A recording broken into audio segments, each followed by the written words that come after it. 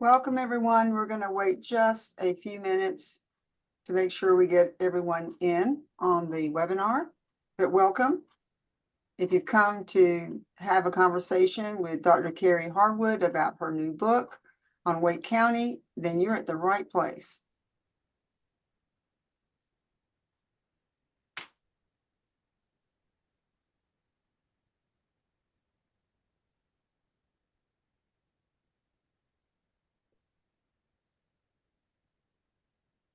A few more people I see are trying to connect, so we'll give it a few minutes.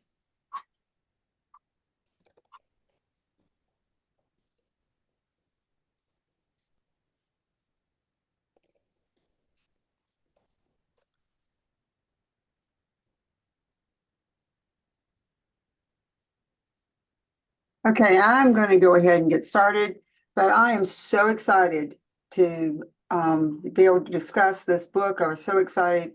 It's been a long time in the making, but this is a wonderful new book by Dr. Karey Harwood, Wake, Why the Battle Over Diverse Public Schools Still Matters. And so, we're going to talk about this book tonight, and at the very end of our meeting, we're going to give two opportunities. One, an opportunity for anyone that'd like to turn off their mic or turn on their camera and ask some questions or make some comments. We'll save some time at the end for you. And then the other thing we'll do is we'll share with some folks like how you can get your copy of this book. So to start with tonight, I'd like to introduce myself. I'm Yvonne Brannon. I am the chair of Public Schools First NC. We're a statewide non-profit that focuses on K-12, actually pre-K to grade 12, public education.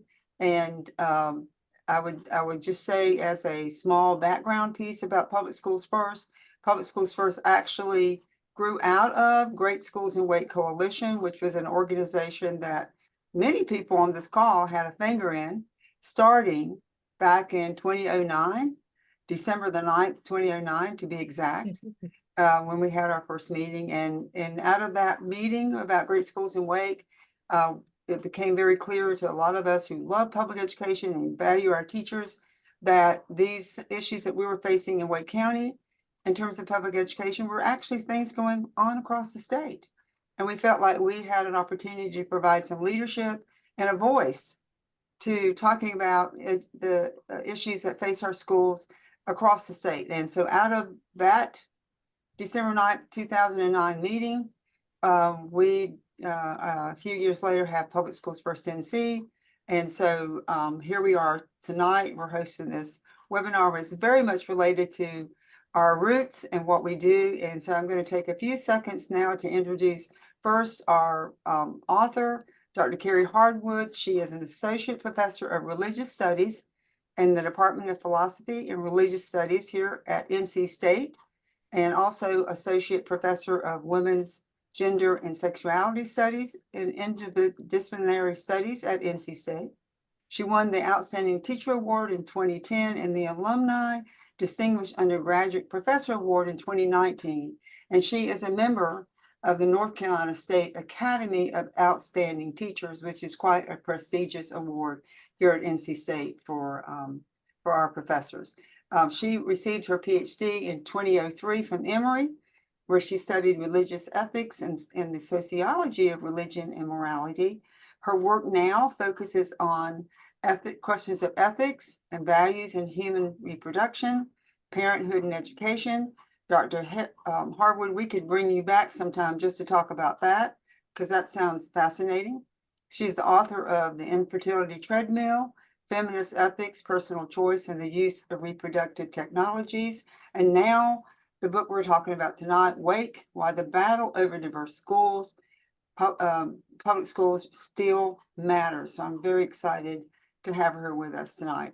And then equally proud to ask, we've asked Christine Kushner if she would come tonight, and she was a part of the history that this book talks about. Christine Kushner is a professional policy analyst and freelance writer from Raleigh, North Carolina. She's a product of North Carolina Public Schools. She graduated from the University of North Carolina at Chapel Hill. She has her master's of public affairs from Princeton. She served on the Wake County Board of Education for 11 years, right? And during that time, she was selected by her peers twice to chair the board, which is a huge honor and a lot of responsibility. Christine currently serves on the Wake County Health and Human Services Board, the Post Center for Health Education Board of Directors, and she's on the Southern Regional Education Board, appointed by the governor. And she's also on our advisory board, so we count on her a lot for a lot of different hats. So I'm going to turn it over now to Christine, and she's going to moderate our conversation with Karey tonight. And as I said, if you want to put your questions in chat, that's fine, but you're also welcome just to hold your thoughts, and we will allow you a chance to turn your microphone on and join the conversation. So thanks for coming. Christine. Thank you, Yvonne, and thank you all for being here tonight. I'm just thrilled to be here and just talk with my good friend Karey Harwood about her new book. It's exciting to think about this history once again. So thank you, Karey, for writing this book. You've truly chronicled a dramatic time for public education here in Wake County. And so that all of our audience knows, she and I have known each other for a long time. Our children went to same schools about the same time. We've carpooled together in the past, but we've both been avid supporters of our district, and particularly its magnet programs. And on the school board, I shared Karey's commitment and support for diverse schools as a policy. But I also have to acknowledge that American schools today are far more segregated than they were in the 1970s and 80s when I went to public school in Fayetteville, North Carolina. So I am very glad that Karey is drawing attention to the importance of school diversity and to this particular time in Wake County history. So honored to talk to you and be here with you today to talk about your book. So Karey, if you wouldn't mind starting us out by just telling us what motivated you to write this book. Sure. Thank you. Well, first, thank you, Yvonne, so much for having me. It's a real pleasure to be here. And thank you, Christine, for agreeing to moderate. I think there were a few different things that motivated me. For one, I felt like what I witnessed at the time in 2009, 10, and 11 was truly remarkable. So, part of me just wanted to record the story, even knowing that there were as many different ways to tell the story as there were people paying attention. But as an academic and a person who thinks about ethics, I really thought my contribution could be to take a deeper dive and analyze that moment in time, that snapshot of 2009 to 2011, and think more deeply about the public debate and what the values were that were animating it. So I had the book living in my head for, a decade, and finally had the time to do the research I wanted to do, to interview the people that I found to talk to, and had the time, in part thanks to the pandemic, to finally put words to paper.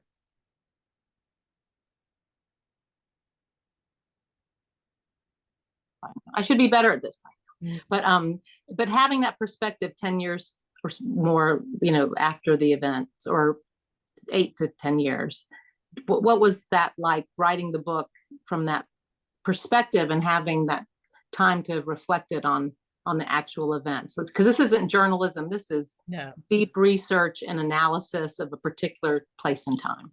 Well, it was helpful. I mean, in the moment, I certainly didn't have time to process every single letter to the editor that was printed or op-ed. Couldn't necessarily be at every single school board meeting. But with hindsight and the opportunity to really, I mean, we did a close reading of over 400 articles, for example. You see things that you missed. You see points of view that maybe you hadn't considered at the time. And you can sort of read across the whole and see threads or themes. So the passage of time was helpful, and things had cooled off a bit. So, and I had time to reflect, I think. And I love how you combined great research, extensive interviews, with your own personal experiences and your own viewpoints as a parent. So I wanted to talk about our perspectives as parents that at the time, you know, two white parents who had their children in diverse schools. But did the research you conducted for this book help you, as you've already started touching on, reflecting on your own personal experiences as a parent in the system? Definitely. I mean, I think especially the interviews that I did with Black parents were very helpful in hearing, for example, some of the real problems with tracking, how hard it is to sort of break into the honors and AP track, or if you are in that track as a child of color, you might be one of one or two in the classroom. You know, what it's like to advocate for your child, and the lack of teachers of color. You know, now the schools that our kids attended, those principals made a concerted effort to diversify the teaching staff. But still, I think that the interviews I did drew my attention more to the shortcomings of tracking. And when my kids were going through the schools, I didn't really question that as much. I thought, well, this is a good thing. And I think differently about that now. That's one piece. And I think that, you know, I've read very deeply in this area, and you know, I've come across some evidence that says that tracking actually isn't all that beneficial, and that when schools step away from it, you know, that everyone benefits. And then, you know, from a philosopher that I talk about a lot in the book, named Elizabeth Anderson. One thing that she says about tracking, not only is there powerful evidence from schools that reject tracking, that doing so improves the education of poor students and students of color at no academic cost to white middle-class students, privileged parents demand schools that reproduce hierarchy and undermine democracy. Now, that's part of a larger argument that she makes. I'm quoting Anderson. But to that pointed assertion that privileged parents demand schools that reproduce hierarchy is something important, I think, for white parents to grapple with and think about. Yeah, I enjoyed that discussion in your book and you also, so since we're talking about some issues of today, you're already applying this, you know, how can we in other ways apply this time in history to some of the challenges that we're facing in public ed today? Maybe that's you know, because I think when I was on the school board, we talked a lot about having gifted education, academically gifted education, being pushed into the classroom instead of pushing people, you know, bringing kids out of the classroom, and that, as you said, benefits all children. I mean, AG teaching is great teaching for all kids. So we did talk about that at the school board level after my kids had already been out of the school system. So it had that same perspective. But I think the emphasis on teaching, having more teachers of color, having more equity in the school. Was that, I mean, I think that's also something to reflect on from that point in time, and having this space and time after the incident, the time of this book. For sure. I mean, one thing I talk about in the book is that old charge that, like, the magnet schools in particular were schools within a school, right? I mean, I took that criticism seriously and investigated it more. And, you know, there's a lot of truth to that. And I think that at the time it was used somewhat in bad faith to sort of undermine the whole, you know, the whole system, just to sort of undermine the good that the magnet system was doing as part of a larger strategy to integrate all the schools in Wake County. But even so, I mean, even if we can make that claim that they were the pro neighborhood schools folks were pointing to that in bad faith, there's still truth to it. And in my interviews that came out more that the school within a school problem was a problem. But I think in the years since then, I think schools have gotten more comfortable facing that and talking about it. I think Enloe High School is a great example where they are very consciously trying to be more integrated in the classroom too. And, you know, I saw a little video they made a few years ago, you know, interviewing students of color and what they got out of AP and honors. And, you know, it's not perfect, nothing is, but I think there's more open conversation about it and more, and that helps to strive for a more equitable Yeah, I would agree. school environment. No, I would absolutely agree. And I think those are the trends that we see much more so today, and was used in bad faith back in that time. So I appreciate that. But and I think another, in looking back at that time as well, you know, there's decades of research that shows, and you know, that diverse schools, not just the focus of this time, but diverse schools, the focus of a lot of the research that you have in this book. You look closely at the debates of 2009 and 2010, but also at the breadth of decades of research that show that school desegregation, even for this short period of success of the few years that America truly deeply experimented and did school desegregation, that that short period of success had positive effects on all students, white students, Asian students, Latino students, but especially for Black students. So given the drama of 2009, why do you think more parents were not supportive of integrated and diverse schools? That is a really good question. I think the first thing I would say is that there were many parents who were supportive of integrated and diverse schools, but not if they perceived that those efforts at integration were going to come at some kind of cost or expense to their own children's best interest. And unfortunately, I think too often people think of integrated schools as somehow coming at the expense of something else. And then if there's like one takeaway from my book, it's that is a mistaken understanding. Integrated schools benefit everyone. And so to look back at 2009 to 2010, a common complaint among parents was about the bus rides, long bus rides, or not being able to send their kids to the closest school to their house.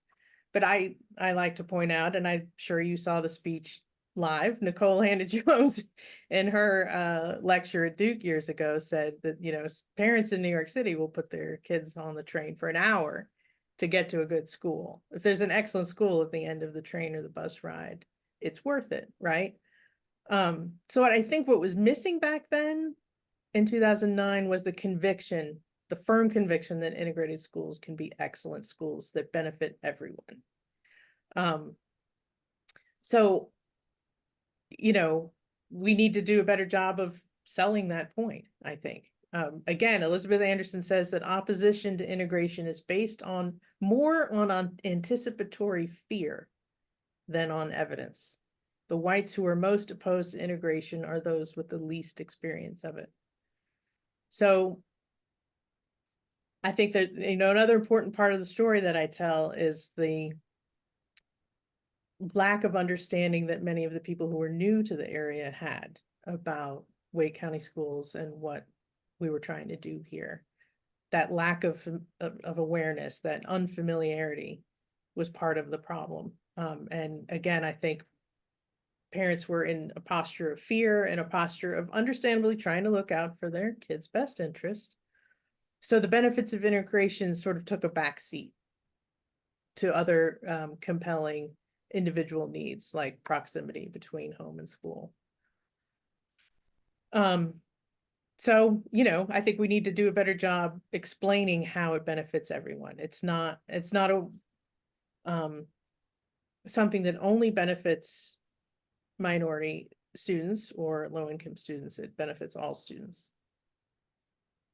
And talk a bit more about the, you know, coming from the outside, and Wake County had so much growth in the past 20 years, and even between 2000 and 2010, almost doubling the size of the number of, tripling, I mean, doubling the size of number of schools that were open, but also of the population just increased so quickly.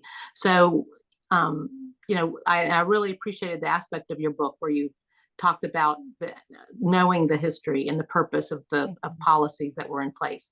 And you yourself are a native of the north of New Jersey.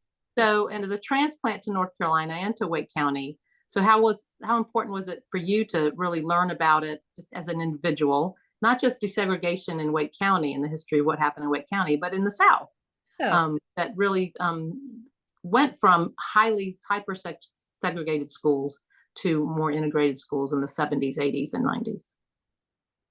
Yeah, I mean, it was a journey, and I think that is the part of the book that is more, influenced by my own personal story, my own personal perspective. But when I moved here and we put our kids in the schools, I was amazed, to be honest. It was so different from anything that I had experienced growing up in New Jersey. And I went to 3 very different school districts in the state of New Jersey, and they were almost all, completely white.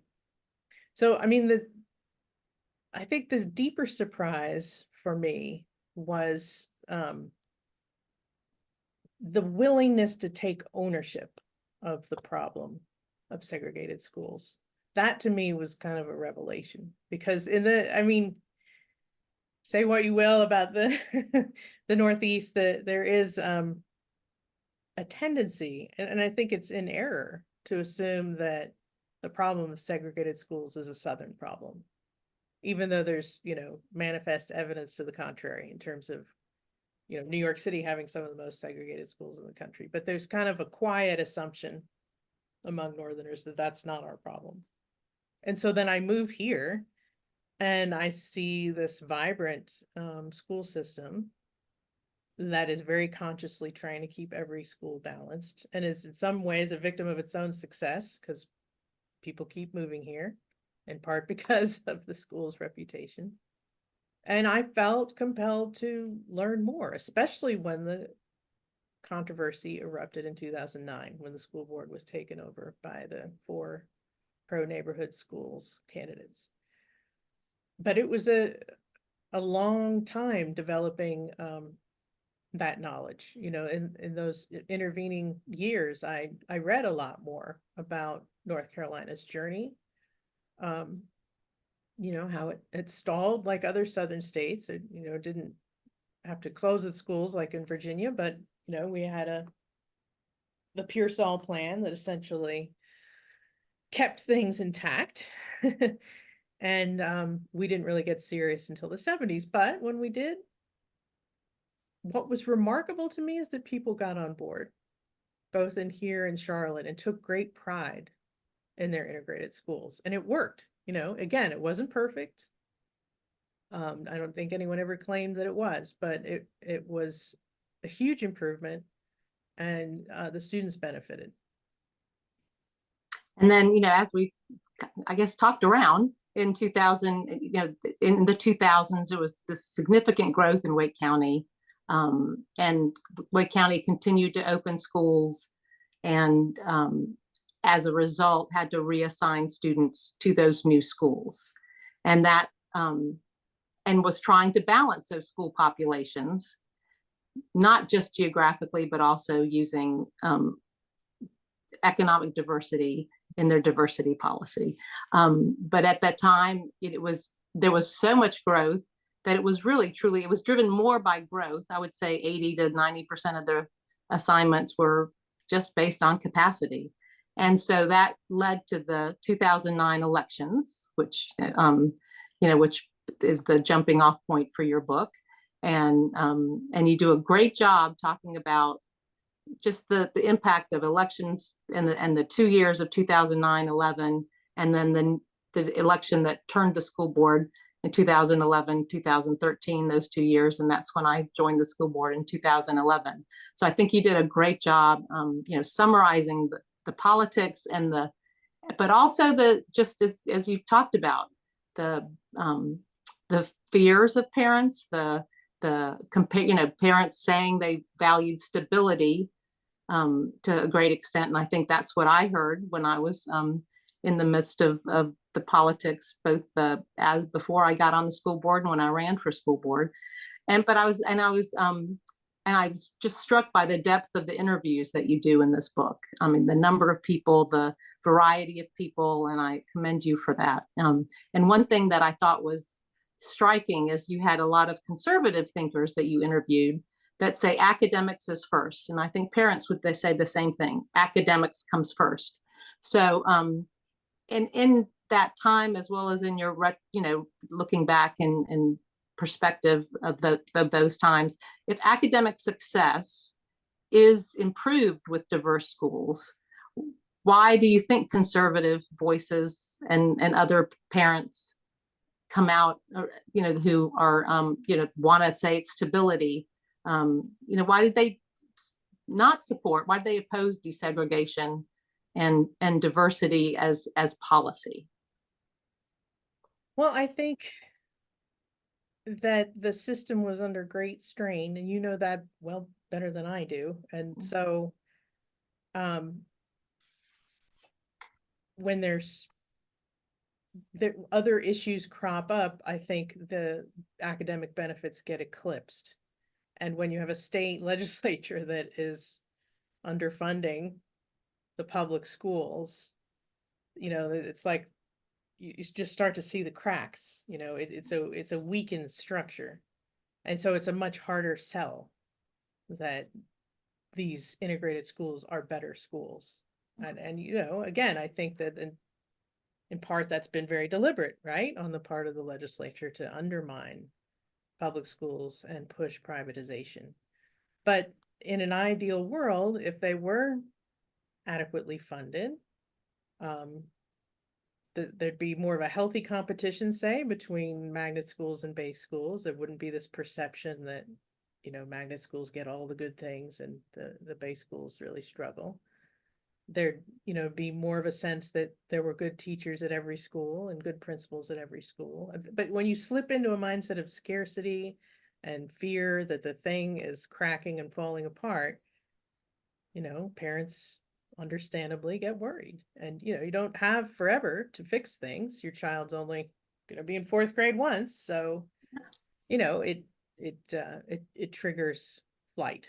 I think people start leaving the public schools. But there's a deeper sort of philosophical difference of opinion about what the purpose of education is, public education. And I actually this something related to this came up in a class I was teaching this fall, because we were talking about affirmative action and the Students for Fair Admission versus UNC. I promise this is related. And when I was showing my students, we were listening to the oral argument in the Supreme Court over that case, which happened in October of 22. And there's this point where Justice Clarence Thomas, is very skeptical about the value of diversity and asks the North Carolina Solicitor General, tell me, like, what does diversity mean? I don't have a clue what it means. It seems to mean everything for everybody. And then he says, that he himself didn't go to racially diverse schools, and he didn't think the parents sent their kids to college to, for that reason. They sent them to college to study physics or chemistry or whatever it is that they're interested in.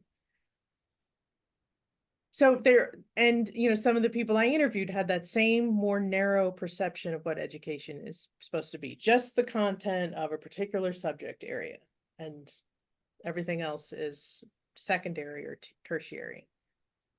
But I think a public school, in addition, it has to do a good job teaching chemistry and physics and reading and everything else, but it is also a school to educate citizens. It's a school to prepare people for democracy. So if you realize that or accept that, then the value of diversity becomes clear. And there is also tons of evidence that shows that their critical thinking improves with diverse groups of people. The teams are better problem solvers. There's more creativity. There are all kinds of educational benefits to diversity. But I think it was a tough sell for some of those conservative voices, in part, as I said, because the schools were encountering difficulties anyway. And second, because of just a deeper sort of philosophical difference of opinion about what schools are supposed to be for. Sort of the individual versus the social good that John Dewey, Mhm. that philosopher, talks about. Yeah, it makes perfect sense. And I do think schools need to do a better job in highlighting the strengths Mhm. of their not just their offerings or course offerings, but the outcomes that they have as Yeah, strong integrated schools. Bill Yeah. McNeil, former superintendent Bill McNeil, under his watch, there was a tremendous improvement in reading measures and closing the achievement gap, the racial achievement gap. I mean, it can be done, when the stars align, when you're not in a situation of scarcity, and when you've Right. got teachers on board and parents on board and the community on board. And all those things were true, I think, for a time. And a real focused mission. I would agree. I would agree. Now, and I was just recently, thinking through your past work, looking at your bio, that most of your past work has been in bioethics and specifically looking at reproductive and genetic technology. So how do you see this book connecting with your previous research? And you touched on one class you were teaching, but how does it connect with your research and your other academic work as an ethicist? Yeah, I get that question a lot. Because this book is the outlier. I've done a lot of research more in bioethics topics, but to me, the through line or the connection is this really fundamental tension between individual freedom and the morally legitimate constraints upon that freedom. And it is never self-evident, it is never obvious, like, what the right balance is. But that interests me. So, like, in the realm of bioethics, to take an example, it'd be great if we had more organs to donate for people who need an organ transplantation, right? I mean, that would be a good thing. That would save lives. But we would hopefully never go about harvesting organs from people against their will, right? I mean, we have certain principles that respect bodily integrity and bodily autonomy, and that's important, even if there is this other perfectly legitimate aim, saving lives through organ donation. It doesn't outweigh the value of that bodily integrity. And I'm sure you can imagine other similar topics in bioethics that are related to that. Or, I write about, like, individual decisions to say, and I'll go off on a tangent if you let me, talking about genetic and reproductive technologies. The point is not that it's like either or, that, like, parents shouldn't have the freedom to make certain decisions in the reproductive realm, whether that's like choosing the embryo that they want to use, or not getting pregnant, or any number of things. It's not that individual freedom is bad and you have to always think of the collective good. It's that you have to have an honest conversation about two goods that are in tension. And I see the school issue and school choice being related, that individual parents naturally want what's best for their children, and they want to make an individual choice that serves their interests. But if they do that in a complete vacuum and unaware of the larger whole, the good of the whole, then ultimately it becomes self-defeating, because we've created such a stratified society with so many poor and underfunded schools that the society we've built isn't healthy anymore. I mean, there is a connection between, what's good for the individual and what's good for the collective, and sort of teasing out that tension is the connection between many of the topics I investigate in bioethics and my interest in school integration. I hope that Well, makes sense. I no, got a little I would, off on a tangent. no, and I would just do, and I didn't, it wasn't a trick question, but I think that there is the full possibility, especially in public schooling, where the best for the public is also the best for the individual. I think Right. research shows that if we have strong public schools, that's going to lift up every child.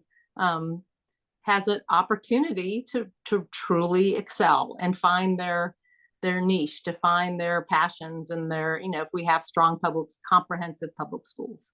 So I think it's a win-win, which we are, always encouraged from Covey and others to think through. So I think public schools are the perfect example of having both individual excellence and that benefits the whole society. And I always love pointing out that 70% of taxpayers in Wake County and in most communities in North Carolina do not have school-age children, and yet they're funding through property and other taxes the public education system. So that 70% who don't have children in the schools still need an educated workforce and as you say, an educated civic electorate that truly, folks, citizens who are going to contribute and lift up society in the best way possible. So lots of shared goals that public schools can support when they're excellent. Absolutely. So what do you think is the biggest takeaway from your book? We've touched on a lot. You've got a lot of, you did a great job capturing the moment as well as giving us analysis on what those 2 years meant. So what do you think the biggest takeaway from your book is? Well, definitely this quote that I think I shared with you the other day: integration is most accurately characterized as a collective act that is likely to benefit one's own children, other people's children, and the country as a whole. And that comes from a Harvard study. But that said, I think I would be remiss if I didn't mention that my book does take a close look at what some call the ordeal of integration, that it came with some costs, that it wasn't a two-way exchange, that a lot of teachers of color lost their jobs when schools integrated. I talk a lot about that, more than I originally imagined that I would, because it just became a bigger part of the story. But acknowledging that integration had challenges and costs is not the same thing as saying we should give up on it, right? And I point to the very thoughtful parents that I interviewed, who helped me to sort of see the pragmatism in accepting the imperfect good that is integration. That diverse schools are healthier schools. They're worth fighting for. They're worth improving for all the reasons that you well know. But it is also important to know the history, and it's a mixed bag. There moments of progress and moments of regression and setback, and that's part of the story too. Yeah, and I think that's why it's so important that you raise all these issues. It's always gray. Nothing is Easy. Easy, and I think we just need to incrementally keep working toward progress and getting better. And as we've talked about a lot in North Carolina, I read a statistic that said North Carolina spends, if you look at percentage of GDP spent on K-12 education, North Carolina is 49th out of 50 states in K-12 public education. So we have fallen behind from those days of when Bill McNeil was superintendent, and North Carolina was far more toward the middle of the pack in per pupil funding. So there's a lot of work to be done to strengthen public schools in our state and in our nation. So I just appreciate that we're touching on this one aspect of that strengthens schools for all children, diversity and integration, and that the experiment is still worth fighting for and trying to get better. So that's definitely, yeah, I hope, a message of the book, that it's worth fighting for. I try to end on a hopeful note anyway, yes. knowing full well that we face a ton of challenges right now. Yeah, and there's a lot of, current things to, Public Schools First had a great webinar in the fall that I would encourage folks to look up with um, speakers from Creed, the wonderful group out of Charlotte that's doing some great work with equity in education, as well as the Urban Institute. So I would encourage y'all to look at that webinar from last October that looked at school choice and school integration. So we'll now open it up to questions. If y'all Yeah. want to put them in the chat, or I what don't do you see any think? there yet, but please feel Not yet. free, everyone, turn your camera on or unmute yourself and ask a question or make a comment. And while and raise your hand, whatever suits you, because everybody knows how to use Zoom now, right? We've Maybe done bring everybody back it a to year. our group. So one of the things that there we go, we're back. We're back. We're the Brady Bunch again. Good to see you all. Anyone, Karey, while folks are formulating some thoughts, one of the messages that I got from your book, and I hope that's I interpreted everything correctly, or I was excited about, and maybe because all of us were kind of there, is I really think it was a good example of that, people can, in different walks of life, in different parts of the county, and different roles in the school system, and can come together and work towards a common goal. And I think it was really a remarkable experience and time. And how did that kind of influence your thinking about this book or wanting to share that part of the story? Well, that definitely goes back to, what motivated me. I mean, to be honest, I didn't have anything to compare it to. I was a young parent. I was not politically involved, but watching what unfolded in those years was something I had never seen before. Like seeing people come together who didn't know each other beforehand, but who shared desire to keep something special from being destroyed. And the effort that people put in, like over a sustained period of time. It wasn't like a one and done. And then, Years. many of those people, I mean, I just went back to my life here teaching and at the university, but many of those people are, public service. Christine served 11 years on the school board, and Lynn Edmonds is now on the school board, and Right, lots of right. other folks who were there at the beginning have gone on to really do a lot of good in Wake County. So it was just, there she is, an amazing thing to just experience. And I felt compelled to tell that story. Not that it was going to be the most comprehensive version, because I'm sure, you would have told a different story, or, but I just warranted recording, I thought. And All right. And well done. Heather, I see your hands up. Would you like to join in? I think I just had one hand up, Yvonne. Yeah, thank you so much, Karey. I'm so excited for this webinar and to hear about all of your thinking about the book. And I know one of the biggest benefits, well, I hope, is learning from our history and your research and your experience and how you articulate it, is that hopefully we will learn lessons that we can carry forward, things that we should and shouldn't do. But right now we're looking at, a pretty critical time in North Carolina. And I'm just wondering, just imagine a world where all of our legislative leaders said, Karey Harwood, we really want to hear from you about your work and what you learned. What could we carry forward that could really help us, as a county and a state? What are the best lessons that we could really think about and elevate as we're messaging the good things that happened and that you saw and that we hope that we can get back to one day? well, when I was getting ready for this webinar, I remembered an article I had read by the historian Timothy Snyder, who wrote this amazing article a few years ago now called "The War on History is a War on Democracy."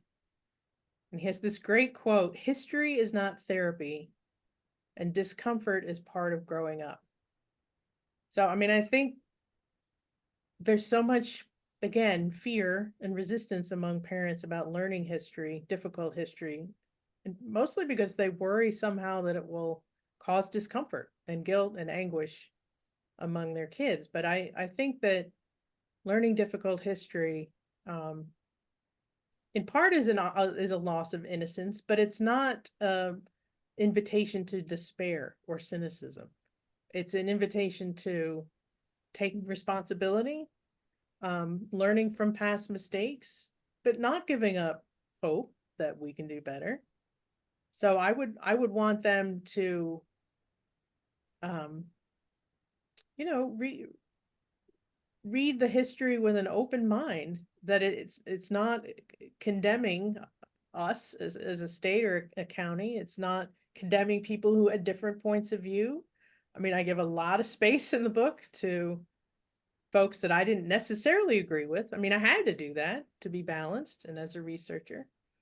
And that with that same open-mindedness, I would want them to earnestly acknowledge the benefits of integrated schools, and that if we want to be a healthy democracy and a healthy society, we need to care about the education our kids get. Well, we That have a really, question in the chat yeah. here. I wanted to add, make sure I don't forget that one. What was the most insightful thing you learned from one of the conservative folks you interviewed? Speaking to your point just now. Yeah.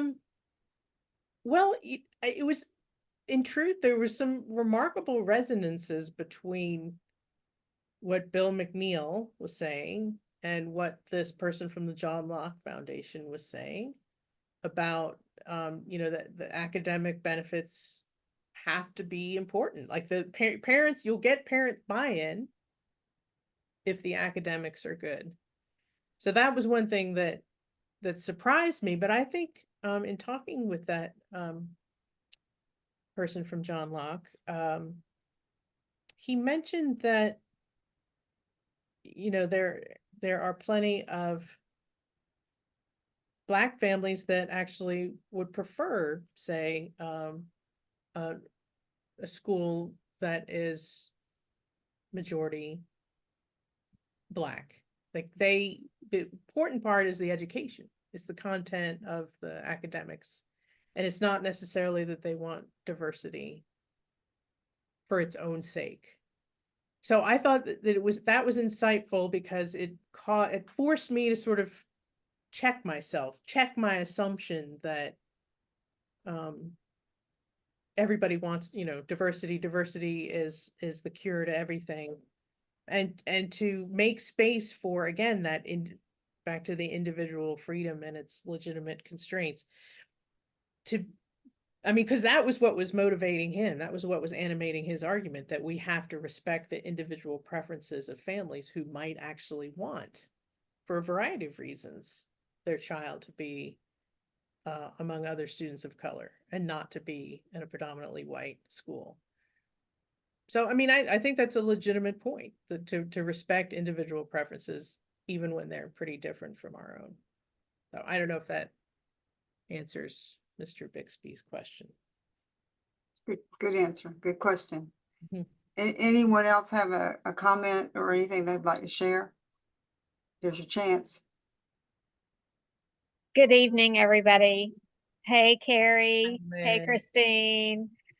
Carey, thank you so much for doing this with us.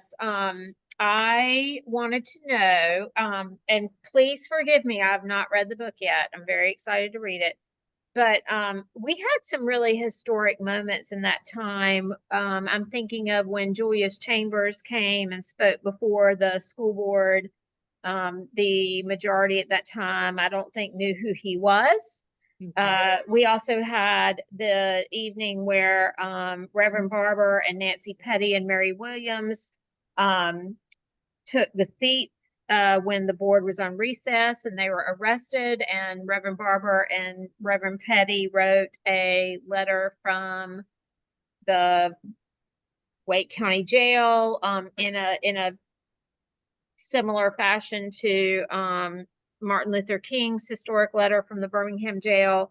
We had the abrupt resignation of Dale Burns.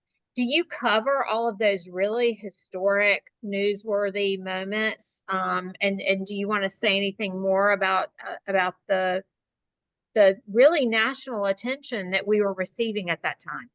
Oh yeah, that is in the book. I opened chapter 4 with the Julius Chambers speech and the fact that the school board majority didn't have any idea who he was.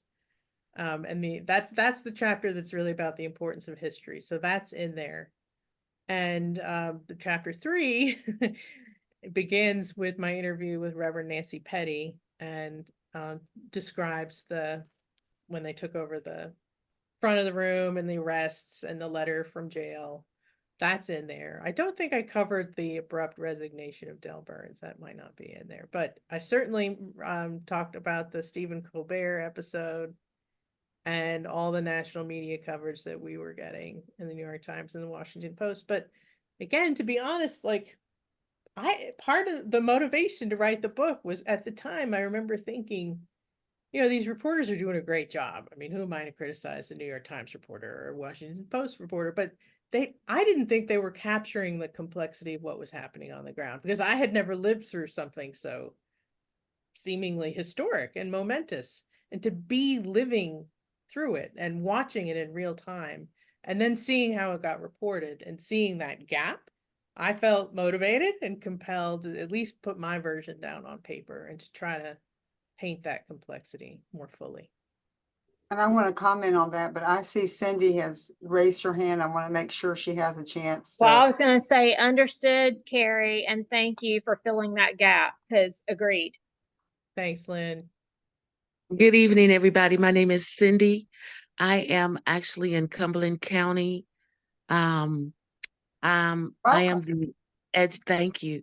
I'm the education chairperson for the local NAACP branch here in Cumberland County. And one of the things that I find hard, or I guess when it comes to advocacy work and diversity and the importance of diversity and the importance of public schools versus vouchers is getting the community involved in that conversation. And so I'm always looking for ideas on how to get the community and even parents more involved in those conversations about diversity, the importance of public school. And so I'm reaching out to this group to just to hear what you all have to say. Thank you. Thank you, Cindy. Anyone can feel compelled. I won't stick that just on Karey, but anyone in this group who would like to answer that question, speak up. Go ahead, Karey. Well, the only thing I would say is in the process of doing my research, I went to a great event at our public library that was pretty well attended, and it was pre-pandemic, of course, but it was featuring this man, Joe Holt, who as a child his parents had tried to send him to a white school and they let him go. So, but he is, very knowledgeable about our history and told his story, and his daughter had done a documentary about him. And that was an opportunity for the public to, it wasn't like a conversation per se, but it was well attended. And I think if we had more events like that, and a library is a great space to do that, I think the webinars that Public Schools First has been doing are excellent and hopefully get a wider viewing. But I defer to, Yvonne, what are your thoughts? Well, and we've got Heather and Christine and Lynn and Ann Campbell here. They are all very dedicated activists on behalf of public education. So I don't think we can, but Cindy, I would love to and be happy to have a conversation with you any time outside of tonight. Lynn Edmonds is very actively involved. She's our outreach director. She does a lot of work in advocacy training and information like that.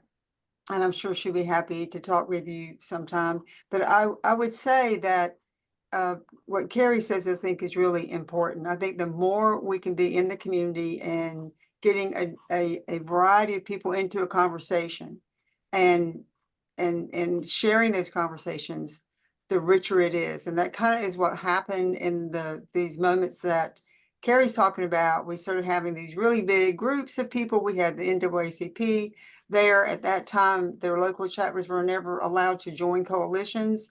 And the local units were allowed to join our coalition because they felt this was so valuable. And so I think bringing all those folks together and working together and talking, and some of the conversations, like Karey said, were hard, but I do think they lead to community and relationships and friendships and shared goals. And one of the things that I think came out of our group during that time, Karey, you may or may not agree, for Cindy, is that when we got together over the issues of what they were doing to our school and how they were changing our diversity policies and these things, then we kind of found out it was that everybody there was for much deeper reasons. That was just kind of like what kind of started the conversation and brought us together. But then we started like learning from each other and sharing with each other and really valuing that public education meant to all of us. And we shared those stories. Everybody, Joe Holt, Christine, Karey, Lynn, everybody had that story of where they went to school and their teacher and the value that it gave to our lives. And it became greater than just that issue. It became, this is something we need and we value. And I think it made the work better and we all got stronger. And so great job. I mean, good. Thank you for being here. And please, and Lynn's got her hand up. Let me let Lynn share some thoughts. Thank you, Yvonne, and thank you, Cindy. That's a great question. I'll just say that it was so organic, and I encourage you to go forward in that spirit. I mean, it is enough for you, Cindy, to go with one friend, just one friend, to a school board meeting or a commissioner meeting, or if you are able to travel to the legislature for a committee meeting or what have you, whatever it is that you want to focus on. It's enough to go with one other person and you sit in that room, and that's what we did. You know, we went with one other person, but when the two of us were there, we saw the other two that were there together and the other four that were there together, and we all connected. And there really is power in sort of buddying up and doing it that way. I also thank you for joining us. And yeah, those small, organic gatherings of even 2 or 4 or 6 can just, I mean, you have no idea how quickly it exploded for us. There was a lot going on at the time, of course, but that has a lot of value. So I hope that helps. And I put an email in the chat there, Cindy. If you would sometime like for us to do like even, a meeting with you and your advocacy friends, or if we can help you by sharing information we have or data, you can go to our website. But also, we'd be happy to chat with you another time. And really, if you ever want to bring together a bunch of your friends, whether they're through your civic organization, your church, your PTA friends, we'd be happy to join you, especially, virtual Zoom now has made it so easy for us to all have conversations together. So please hit us up later, because I know we got to kind of sign off here. But that's kind of what we do. That's one of the things that Public Schools First values about ourselves a lot, is that we want to share a lot of information, but we also want to help people learn how to advocate for things that matter in their community and in their schools. And so maybe we can help you again. Karey, And Yvonne and I are both graduates of Fayetteville City Schools, so we're sympathetic, Cindy. I'll come on down too. Oh Lord, I mean, now Christine actually literally visits her mom. She's still in Fayetteville. Yeah, so you might even be able to get her in person. We have to have coffee, right? She is so much knowledge and so much skill, and in terms of what she's done. But Karey, I just want to add one quick comment to something you said about how the media was covering a lot of things. As many of us here know, we kind of picked up on this crazy thing that was going on around school choice and dissatisfaction of the schools, or dissatisfaction in the reassignment plan and all that kind of stuff way before the media or the election was held, right? We felt that this was felt through our community. And what we realized is most of those folks were people who moved here from a different school district, where every single township had their school system. Every single township in Ohio, one of the people who ran for school board is from Pennsylvania. Every little township paid their taxes for their school. And they just could not understand why they didn't have more input, more control, and why they just couldn't drive down the street or walk down the block. And, so there was a lot of misunderstanding, and I never thought a lot of that came out in the media. They got so hung up in the packed boardrooms and the speeches and the arrests and some of that drama, that I think they misunderstood what was churning behind the scenes. That you said, that scarcity of resources, that lack of understanding, the rapid influx of new folks into our system caused. So I think that's in your book, and I like that you make sure that that gets explained, that we had a moment that created the time.